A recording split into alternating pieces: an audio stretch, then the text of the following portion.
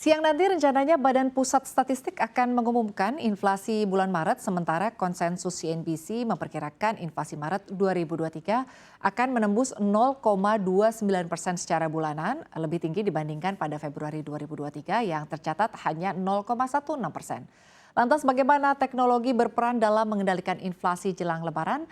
Kami akan membahasnya bersama dengan Wakil Menteri Perdagangan Jerry Sambuaga serta CEO and Co-founder Dagangan Rian Manafe sesaat lagi. Iya, selamat pagi Pak Rian dan juga Pak Jerry. Bagaimana kabarnya di siang hari ini? Kabar baik, sehat-sehat. Kabar baik ya Pak ya. Terus. Terima kasih sudah hadir di studio CNBC Indonesia. Baik, saya ingin ke Pak Jerry dulu. Pak Jerry, ini kan di setiap tahunnya ya Pak, ini sepertinya sudah menjadi hal yang biasa begitu. Jelang Ramadan, di bulan Ramadan, bahkan jelang Lebaran ini harga pangan pasti terus meningkat atau terus melonjak ya. Apalagi kalau kita perhatikan untuk harga pangan di tahun ini saja sebetulnya kenaikannya sudah terjadi sejak awal Januari. Bahkan sebetulnya di September lah di tahun 2022 harga pangan terus meningkat ya. Kita lihat ada harga beras, harga cabai, bawang merah dan lain sebagainya. Nah Anda sendiri melihatnya bagaimana Pak dengan harga yang terus naik ini? Iya, memang betul ya, fluktuasi ada itu ya, harga di beberapa tempat ya, banyak tempat sebetulnya. Tapi kita lihat juga bahwa ini yang kita saksikan bersama memang ada harga naik, juga ada harga juga turun ya. Beberapa kesempatan saya kebetulan datang ke pasar-pasar ya hampir setiap saat dan setiap hari kita memantau harga-harga dan juga ketersediaan ya, availability dan juga tentunya stok daripada produk-produk ya dari komoditas ya dan juga bahan pokok penting ya seperti sembako. Itu beberapa tempat memang ada mengalami kenaikan, tapi ada juga yang mengalami penurunan ya. Ini bagian dari fluktuasi dan juga tentunya permintaan menjelang hari besar keagamaan seperti Lebaran nanti. Nah, tetapi memang yang paling kita coba prioritaskan di sini adalah bagaimana memastikan supaya ketersediaan ya, availability ya, stok itu harus aman ya. Nah kebetulan yang waktu saya kunjungi, yang saya datang, yang juga kita observasi langsung ya, kita datangi pasar-pasar ya di seluruh daerah ya. Jadi tidak hanya cuma di satu pulau tapi di seluruh pulau, dari Sumatera, Kalimantan, Jawa, Sulawesi, Maluku sampai juga dengan Papua ya. Kita memastikan satu persatu dan juga mengecek dan juga langsung datangi pedagang-pedagang yang ada di tempat ya.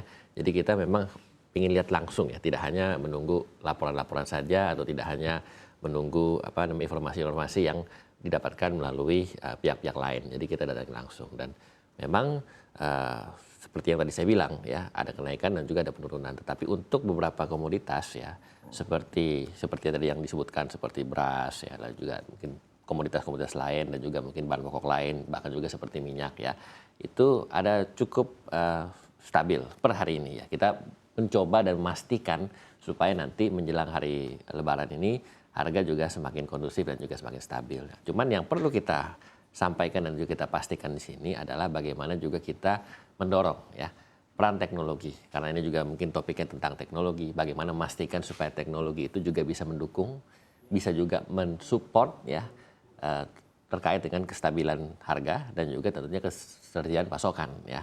Karena contohnya nanti mungkin yang kita diskusi bagaimana kita memastikan agar digitalisasi yang selama ini mungkin bisa diharapkan membantu itu juga diimplementasikan secara konkret dan pemerintah melalui Kementerian Perdagangan tentunya memastikan untuk ini bisa terjadi dan bekerja sama dengan seluruh stakeholders ya, tidak hanya dari pemerintah pusat daerah tetapi juga dengan teman-teman dari pelaku ya, dari distributor ya, dari swasta ya, sampai juga ke pasar-pasar tradisional. Jadi ingin saya tekankan bahwa kami berupaya sekuat tenaga tentunya pemerintah menggandeng seluruh pihak untuk memastikan supaya ketersediaan itu aman dan juga harga tentunya stabil ya. Dan kita pastikan dengan mengecek langsung.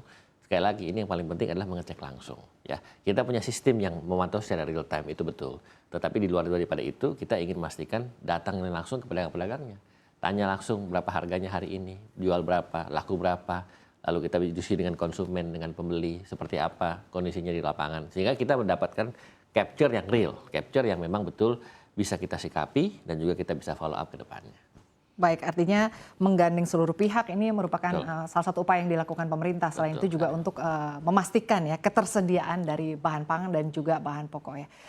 Lalu saya ingin ke Parian. Parian, kita lihat begitu ya, startup teknologi dagangan ini kan diklaim membantu pemerintah untuk bisa menstabilkan harga pangan ya. Anda sendiri melihatnya seperti apa? Bentuknya artinya upaya seperti apa yang akhirnya bisa membantu untuk bisa menstabilkan harga pangan? Ada dua hal sebetulnya, Mbak. Yang pertama adalah efisiensi rantai pasok bahan pokok. Sudah bukan jadi rahasia kalau memang banyak kendala di lapangan, banyak layers, banyak middleman, dan itu kita berusaha efisiensikan dengan adanya sistem dagangan.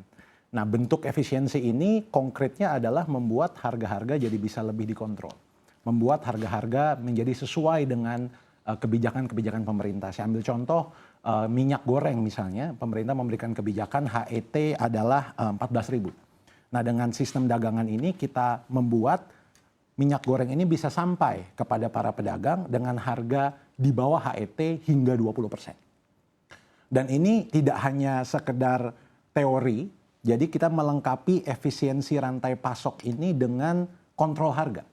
Jadi yang kedua, kami juga bisa memfasilitasi pemerintah dan produsen untuk mengontrol harga melalui database kami. Jadi tiap daerah kita bisa tahu bahan pokok apa, harganya berapa. Dan ini tidak hanya di depan layar. Kami juga bekerja sama dengan Kementerian Perdagangan, kami juga bekerja sama dengan Disperindak Provinsi, kami kerjasama dengan Pemprov untuk melakukan operasi pasar. Jadi harga tadi bukan hanya harga yang ada di layar, tapi seperti tadi Pak Wamen sampaikan, harga yang kita lihat langsung di lapangan. Kita tanya pedagang jual berapa. Kita sebut itu gerebek pasar atau operasi pasar. Dan itu sudah berlangsung di Sulawesi Utara, Jawa Tengah, Yogyakarta, Jawa Timur, dan sebentar lagi kita juga akan melakukan di Jawa Barat. Baik, artinya kalau dari dagangan sendiri upayanya adalah efisiensi rantai pasok begitu ya. Untuk harga ini artinya tidak meningkat mungkin di rantai pengiriman dan lain sebagainya ya Pak. Tapi sebetulnya kalau bisnis model dari startup ini sendiri seperti apa sih kalau dari dagangan ini? Ya, kalau untuk efisiensi itu penting sekali kita melakukan penetrasi. Jadi selama ini kita sulit efisiensi karena yang kita kontrol atau yang kita cover atau kita cakup hanya berhenti di tengah jalan. Maka penting buat dagangan untuk mencapai area terdalam. Nah, untuk melakukan penetrasi terdalam ini kita buat jaringan gudang mikro. Jadi hari ini kita punya hampir 50 gudang mikro di seantero Jawa, akan keluar Jawa juga mungkin pertengahan akhir tahun ini. Kita sebut jaringan gudang mikro ini hub and spoke. Nah, dengan adanya jaringan gudang mikro yang sudah ada di dalam desa, maka teman-teman saudara-saudara yang di desa bisa membeli bahan pokok dengan harga yang terkontrol dan cepat dikirim itu. Dan pastinya gratis ongkir karena sudah ada di sana. Pengiriman kurang dari 24 jam. Nah, dengan model ini kita sudah mampu penetrasi ke 20.000 desa di berbagai provinsi di Pulau Jawa dan ada 75.000 pedagang per hari ini yang sudah kita layani. Dan 20.000 desa ya? 20.000 desa, 75.000 pedagang, dan ke depan kita berharap bisa mendukung pemerintah lagi khususnya Kementerian Perdagangan untuk menjangkau dan memberdayakan lebih banyak pedagang di wilayah-wilayah di luar perkotaan di Indonesia. Baik, terima kasih Pak Rian. Lalu saya ingin kembali ke Pak Jerry. Pak Jerry, Anda sendiri melihatnya seperti apa Pak? Sebetulnya manfaat apa yang sudah dirasakan Pak dengan keberadaan teknologi digital dalam menjaga harga pangan agar inflasi ini sebetulnya bisa dikendalikan? Ya, jadi saya pikir yang disampaikan oleh Pak Rian tadi itu salah satu contoh yang konkret ya.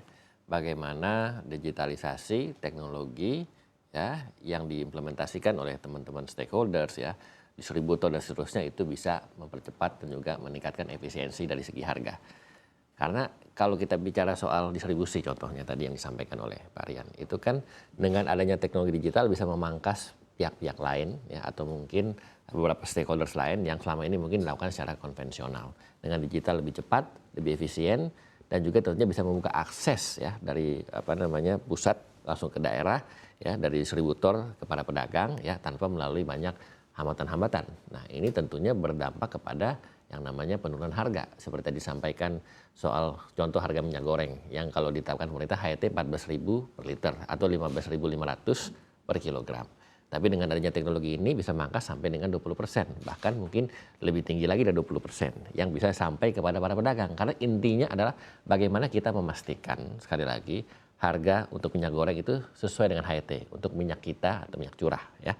Nah, minyak kita dan minyak curah ini kan sudah ada aturannya. Ini beda dengan minyak yang premium. Kalau minyak premium yang bermerek, yang kemasan bermerek itu kan itu dilepas harganya. Tetapi kalau untuk minyak kita yang kebetulan adalah salah satu minyak atau program yang dilakukan oleh Kementerian Perdagangan dan juga minyak curah itu harus Rp14.000 per liter atau 15.500 per kilogram. Nah, tapi karena adanya demand yang luar biasa, karena adanya permintaan yang sangat banyak terhadap minyak kita, seperti yang beberapa waktu lalu Pak Menteri Perdagangan sempat sampaikan, bahwa yang selama ini mungkin banyak membeli minyak premium.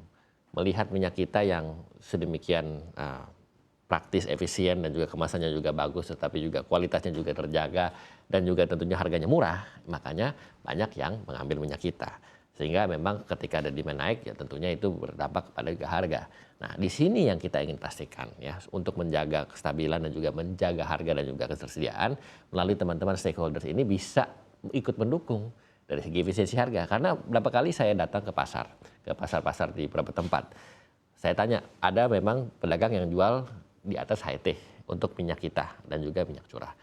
Ternyata mereka ambil dari agen memang sudah mahal ya, di atas HET. Mereka sudah ambil dari agen atau distributor sudah di harga 15.000. Gimana mungkin mau jual 14.000 di bawah harga di pasar. Nah, ini yang kita tekankan dan ini yang kita selalu koordinasi juga dengan teman-teman di pemerintah daerah ya, baik itu melalui gubernur, bupati, wali kota, dan juga sampai ke kadis dan seterusnya. Dan tentunya juga ikut juga menyertakan teman-teman stakeholders agar juga bisa mengetahui, melihat langsung kondisi di lapangan. Karena kalau yang terjadi seperti itu, ya memang agak sulit ketika para pedagang sudah mendapatkan harga di atas HET pada level distributor atau level agen. Nah, ini yang harus kita coba jaga rantai pasokannya, sehingga dengan tadi apa yang Pak Rian sampaikan, salah satu contohnya adalah dengan melibatkan juga teknologi dan digitalisasi untuk bisa mendukung supaya sekali lagi efisiensi terjadi, dan tentunya ujung-ujungnya adalah harga sampai ke pedagang itu jauh di bawah HET, sehingga pada saat dijual di pasar rakyat, di pasar tradisional,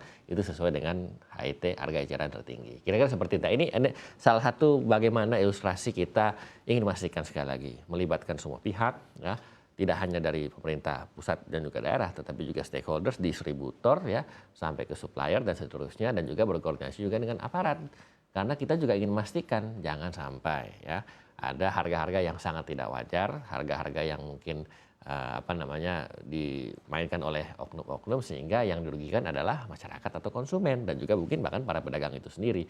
Nah, ini juga pentingnya sinergi dan koordinasi dengan aparat ya. Kita punya Satgas Pangan ya, kita juga punya Badan Pangan Nasional sekarang yang tentunya juga ikut mensupport dan membantu kestabilan dan juga ketersediaan pasokan dan seterusnya. Nah, ini semua dalam rangka sekali lagi untuk memastikan ya, yang paling penting adalah bagaimana ketersediaan itu terjaga dengan kondusif dan juga harga itu juga stabil. Bahwa itu ada kenaikan, ya itu memang keadaan yang ada di lapangan, realitanya. Nah, ini yang terus kita jaga, ini yang terus kita coba pastikan supaya masih dalam tahap yang wajar.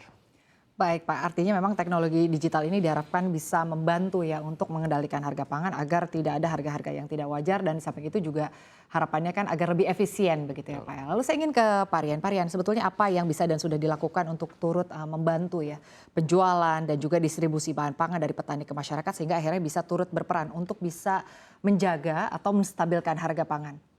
Ya, jadi memang bukan hanya membantu teman-teman di desa untuk mendapatkan produk sembako dengan harga murah, karena tahun lalu kita mendistribusikan 10 juta liter minyak, termasuk minyak kita.